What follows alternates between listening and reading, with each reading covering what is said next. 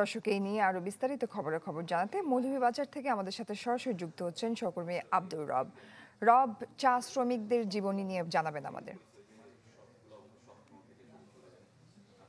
জি জয়ী, আজকে মহান মে দিবস। আমাদের এই অঞ্চলে মৌলভীবাজারে সারা দেশের থেকে চা বাগান বেশি, 92টি চা বাগান এই অঞ্চলে, এবং এখানে প্রায় লক্ষাধিক চা শ্রমিক রয়েছেন, স্থায়ী এবং অস্থায়ী, এবং প্রায় 7 লাখ চা শ্রমিক জনগোষ্ঠী রয়েছেন, যারা হচ্ছে এই চা শ্রমিকদের যে আয়ের উপর আসলে নির্ভর এবং তাদের পরিবার এইভাবে চলে।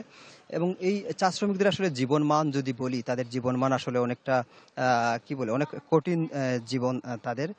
তারা দৈনিক 178 টাকা মজুরি পান, এবং সেই মজুরি তারা সপ্তাহে একদিন পান, এবং দেখা যায় যে অনেক সময় এই মজুরিটাও তাদেরকে যথাযথভাবে দেয়া হয় না, কারণ তাদের যে মজুরি সাপ্তাহিক যে তলববার যেটা বলে, সেই তলববারে এই মজুরিটা তারা পেয়ে থাকেন। কিন্তু বর্তমান সময়ে আসলে চা বাগানে চায়ের পাতার উৎপাদন কম, এই বিষয়ে পাশাপাশি খরা এবং অনাবৃষ্টির কারণে আসলে উৎপাদন কমে, এইরকম মালিকরা বলার কারণে আসলে তারা যে তাদের যে তলব যেটা পাওয়ার, সেই তলবটা তারা দেন নাই। আমরা যদি একটু দেখাই যদি যে আজকে মহান মে দিবস উপলক্ষে চা শ্রমিকরা তারা সমাবেশে যোগদান করছেন, মে দিবস সমাবেশে তারা চা শ্রমিকরা যোগদান করছেন।